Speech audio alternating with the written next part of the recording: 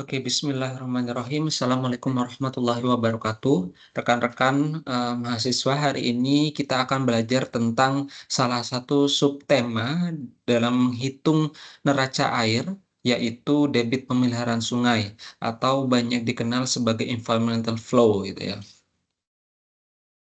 Oke, sebenarnya apa itu environmental flow gitu ya. Jadi environmental flow saya kutip dari Brisbane Declaration dalam sebuah buku yang diterbitkan e-book oleh World Bank Group di tahun 2018 mengatakan bahwa sebenarnya ada beberapa kata kunci terkait dengan e-flow itu sendiri atau environmental flows gitu ya. Environmental flow are defined as quantity, frequency, timing, and quality of water and sediment flows. Uh, Kita harus garis bawahi bahwa necessary to sustain fresh water. Kemudian ada kata kunci lainnya yaitu estuarine ecosystem. Jadi penekanannya adalah terkait dengan sustain fresh water dan juga terkait dengan ekosistem. Dan juga ternyata dikaitkan dengan human livelihoods dan well-being that depends on this ecosystem.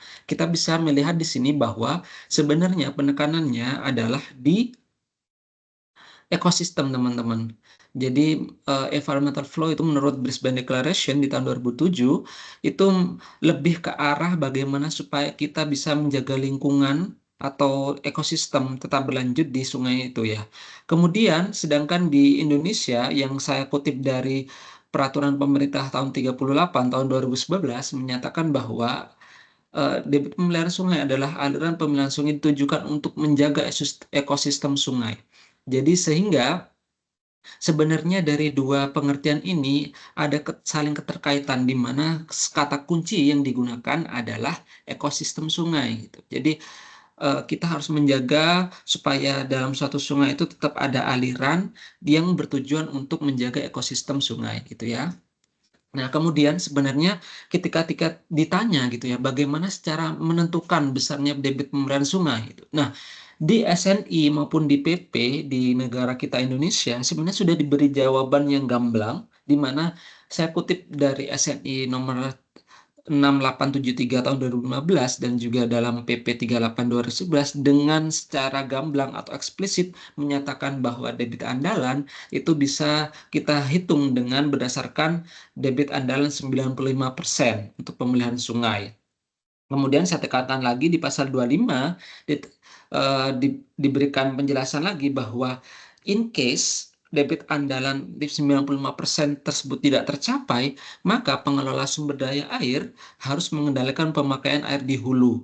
Jadi artinya ketika misal kita membangun sebuah bendungan atau membangun sebuah bangunan air gitu, ketika ternyata kita tidak bisa merilis 95%, kita harus memanage lagi sebenarnya bagaimana kebutuhannya gitu ya. Jadi karena poin pentingnya ini maka disebutkan bahwa yang disesuaikan adalah pemakaiannya atau kebutuhannya gitu ya. Jadi misal ketika ternyata 90% tidak tercapai ya, kita harus dengan logowo ya gitu memberikan suatu action bahwa ternyata oke, ternyata kita tidak bisa memenuhi 100% kebutuhan air yang harus kita supply gitu ya. Mungkin 80% atau dan seterusnya gitu untuk menyesuaikan agar minimal 95% itu tercapai.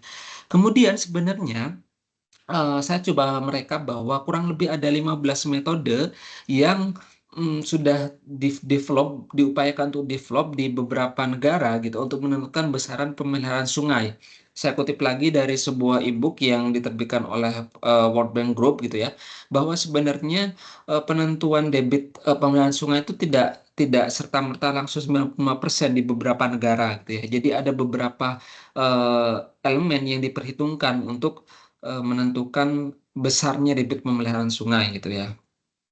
Oke, kemudian sebenarnya hanya itu aja. Jadi kalau misal saya ilustrasikan bahwa ketika misal kita mempunyai sebuah bendungan gitu ya.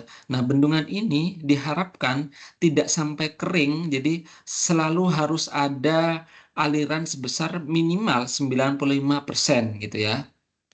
Nah, jadi aliran yang di sini itu diupayakan adalah minimal mencapai 95% gitu ya.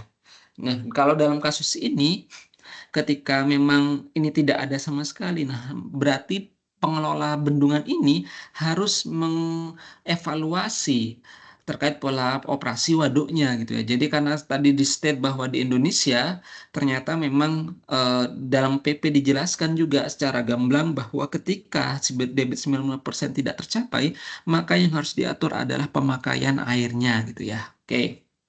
Jadi kurang lebih itu untuk debit pemeliharaan. Nah, pada ujungnya nanti ketika teman-teman akan menghitung tadi pemeliharaan sungai, nah ini menjadi salah satu komponen yang digunakan sebagai untuk menghitung penggunaan atau kebutuhan sumber daya air. Nah, teman-teman ketika misal melihat di SNI 6738 2015, maka akan ada suatu tabel yang menyatakan bahwa perbandingan antara potensi ketersediaan dan juga kebutuhan. Nah, kebutuhannya itu adalah merefer ke yang tabel A2 gitu ya. Nah, tabel A2 ini menjelaskan beberapa rincian yang dapat digunakan sebagai acuan untuk menghitung sebenarnya apa saja sih yang perlu kita hitung. Yang pertama ada RKI atau ini terkait dengan atau bahasa Inggrisnya eh, rumah tangga nih ya, rumah tangga. Kemudian ada irigasi, kalau misal dalam suatu das itu atau suatu lokasi tinjauan kita ada kebutuhan irigasi, kalau misalnya ada industri kita masukkan, peternakan pun bahkan perikanan, dan juga salah satu yang kita tadi bahas adalah pemeliharaan sungai gitu ya. Jadi kita harus nyatakan dalam meter kubik per detik, itu sesuai yang tertulis di SNI 6738 tahun 2015, dan penggunaan lain juga harus masukkan, sehingga nanti dari tabel ini ada jumlah ini, ada jumlah ini, kemudian dimasukkanlah ke dalam yang tabel A1 gitu ya, sehingga didapatkan nanti namanya saldo gitu ya. Jadi kita bisa lihat bahwa sebenarnya ini surplus atau defisit gitu ya. Oke. Jadi kurang lebih itu yang bisa saya sampaikan. Namun kalau teman-teman mau eh, kepo nih lebih lanjut, ada beberapa video yang sudah saya attach juga, ada tentang environmental flow monitoring. Ini linknya teman-teman bisa nanti buka sendiri. Kemudian ada fish passage facility juga ada juga. Nah, fish passage facility ini sebenarnya adalah untuk mengakomodir supaya ketika misal dalam suatu ekosistem sungai terdapat ikan yang sebenarnya dia mobilitasnya adalah ke hulu kemudian ke hilir gitu ya. Nah, ini dibuatkan sebuah jalur gitu dalam suatu bendungan, misal entah di sininya gitu ya, supaya atau di sebelah sininya itu terserah, atau lewat sini terserah, nanti mekanismenya bisa didiskusikan lebih lanjut dan bisa didesain sehingga yang tadinya dari sini bergerak ke sini dan biasanya ke sini sungai ikannya itu bisa berenang kembali ke sini gitu ya. Gitu.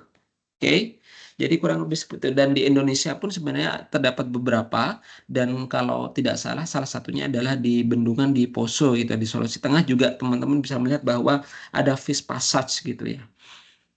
Dan ini di luar negeri juga sudah ramai digaungkan untuk memberikan jalur kepada fish gitu atau ikan, karena dia bagian dari sebuah ekosistem sungai. Jadi kita tidak hanya melihat tentang kebutuhan manusianya itu sendiri, tapi juga kita harus berimbang dan memperhatikan aspek lingkungan, contohnya hewan dan biota lainnya gitu ya. Oke. Nah, kemudian karena teman-teman pada chapter sebelumnya sudah melakukan perhitungan debit ketersediaan dengan menggunakan debit andalan ya, debit andalan dengan menggunakan eh, teman-teman menghitung yang ketersediaannya dengan FJMOC, kemudian dari situ teman-teman melakukan perhitungan debit andalan menggunakan kurva yang di SNI itu. Kemudian ketika dapat 95%, maka teman-teman bisa langsung memasukkannya, dan itu dapat diartikan bahwa ketika nanti dimasukkan ke dalam yang ini, yang nomor 6, pemilihan sungai, teman-teman bisa langsung menyatakan dalam meter kubik per detik. Oke, kiranya itu saja dari saya hari ini. Apabila ada pertanyaan, teman-teman bisa reach out saya melalui email ataupun WhatsApp ya, teman-teman. Silahkan, feel free. Semoga dapat bermanfaat. Assalamualaikum warahmatullahi wabarakatuh.